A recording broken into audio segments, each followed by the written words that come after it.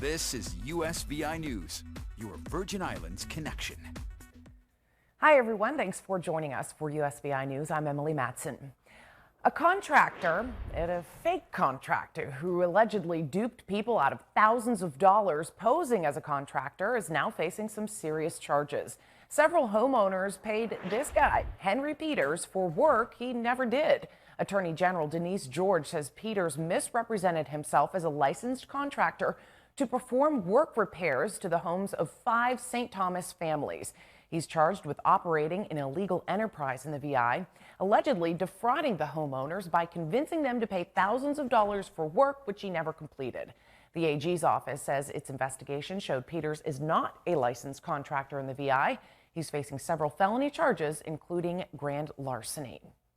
An update now out of our Washington bureau on a story we brought you last month about earmarks, those pet project lawmakers want for their districts. Today, we learned Caribbean leaders are asking for millions of dollars for our area. Our Washington correspondent, Matt Knadler, is tracking your money. Millions of dollars worth of projects could be coming to the Caribbean if all of the requests from Congresswoman Jennifer Gonzalez-Colon and Stacey Plaskett are approved. Here's a look at the top local requests in next year's budget.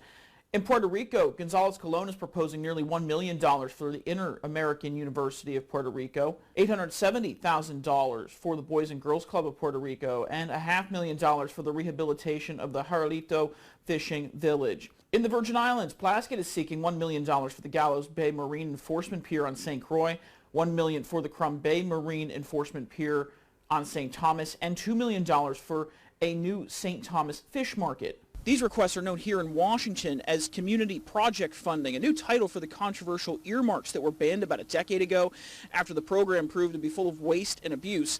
House Democrats have brought the program back with stricter oversight measures. Lawmakers will receive up to 10 earmark requests. All of those earmarks account for no more than 1% of the federal budget. Lawmakers cannot profit from the projects, and a new online portal will allow taxpayers to track where the money is going. Republicans have long criticized the program for funding bloated pork barrel projects that don't affect the country as a whole. Instead, they're pet projects in certain districts. But earmarks are often used for infrastructure projects, a big topic right now in Washington. Many of these new requests from our local lawmakers are for infrastructure projects as well. Now, it's important to note that lawmakers could receive all, some, or none of those 10 requests. We'll have a full outline for you of all the requests from our local lawmakers on our website. In Washington, Matt Knadler reporting. Thanks for that update, Matt. It has been a tough year for students, especially for those graduating this year during a pandemic, so the VI government's trying to make it a bit easier. Governor Albert Bryan is waiving graduation fees for 2021 graduates of the territory's public high schools. It's because COVID-19 health protocols have prevented traditional graduation ceremonies. Bryan said in a statement they want students and families to celebrate this important milestone, especially this year. However, their primary responsibility is the health and safety of students, teachers, staff, and family. He said, quote, "We cannot guarantee their safety while allowing traditional graduation ceremonies at this time. I know this is not what the graduates or their families want, so they should not be responsible for any costs associated with this year's ceremonies." Governor Bryan said the fees for each graduating senior will be paid through funds from the CARES Act. Families who already paid graduation fees will be refunded. Advisors to the CDC have endorsed using the Pfizer-BioNTech vaccine for kids aged 12 and up. Wednesday's decision came 2 days after the FDA recommended the same. Previously, the vaccine was only approved for people ages 16 and up. This clears the way for pediatricians to start giving out the shots as early as Thursday for kids as young as 12. This is the first COVID-19 vaccine authorized for use in younger teens. Pfizer says data from a phase 3 trial showed the vaccine was 100% effective in preventing COVID-19 in adolescents.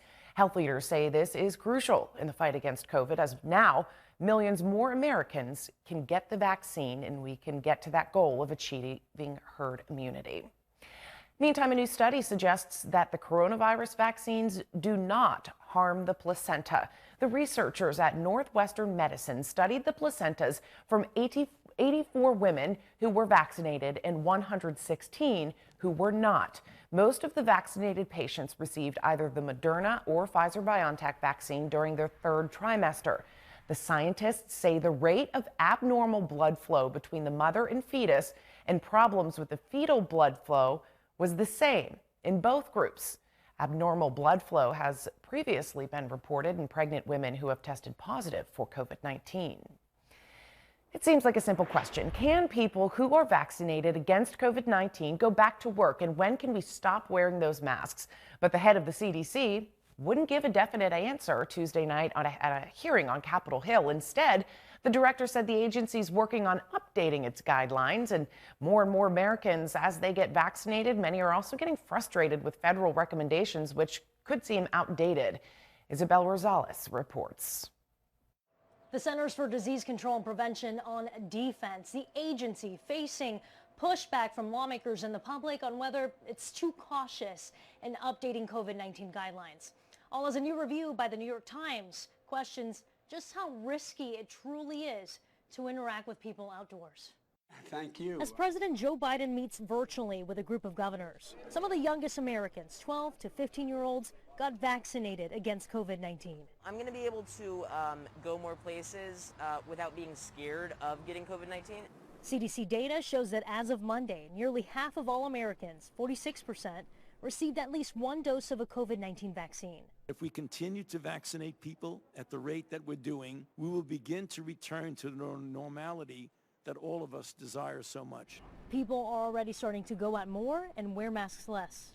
According to a new poll, 54% said they went to a restaurant in the last week. That's a pandemic high. And the number of people wearing masks whenever they leave the house is down to 58%, the lowest point since last June. We know that masks make a big difference indoors. They don't outdoors. The CDC says less than 10% of COVID-19 infections studied occurred outside. But a review from the New York Times found no documented COVID infection anywhere in the world from casual outdoor interactions, such as walking past someone on a street or eating at a nearby table. The conflicting, confusing guidance from your agency has undermined public confidence. Now, some lawmakers urge the CDC to rethink mask mandates and update other COVID guidance quickly. You gotta realize, you gotta be more real time. And that poll we mentioned, well, it found that more Americans are feeling comfortable with the idea of traveling. About 30% of respondents said that they made summer plans here in the last week. In Washington, I'm Isabel Rosales. Surveys show about 20% of Americans are waiting to get the vaccine. The task of convincing them made harder by online rumors.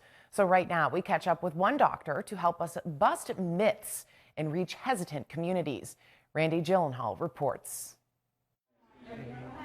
The push to vaccinate set back by conspiracy theories online. Yeah, I've heard the conspiracy theories. I don't feed into them. Misinformation spreading on social media. I know some people are scared, but we know what you're going to do. So far, the country has vaccinated about half the population, but surveys show another 20% are hesitant, some refusing to get it altogether. I think our best bet is to really get to that 15 to 20% that are in the wait and see category. Penn Medicine's John Weary says we've done the easy part, like mass clinics for those who actively want the shot. Now the harder task, reaching out to skeptics. It's like painting a room. You know, you get the rollers on the walls and you cover a lot of ground really quickly. Then you got to get in the edges and the corners and get the ladder out, and you got to put some extra effort into reaching all the corners that need attention. But vaccine myths are causing a lot of confusion. You may have seen some scrolling on your social feed.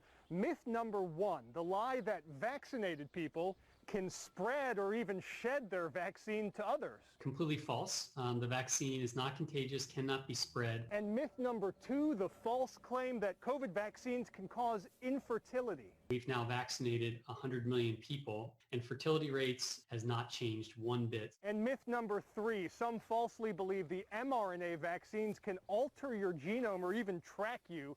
It's just not true. Those vaccines are actually quite simple. Just a droplet of fat and a slice of COVID RNA.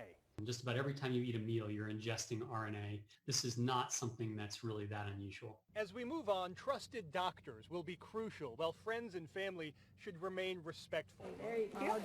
Just listen. I think we should be listening a lot more than we are preaching about this. Certainly some great information there.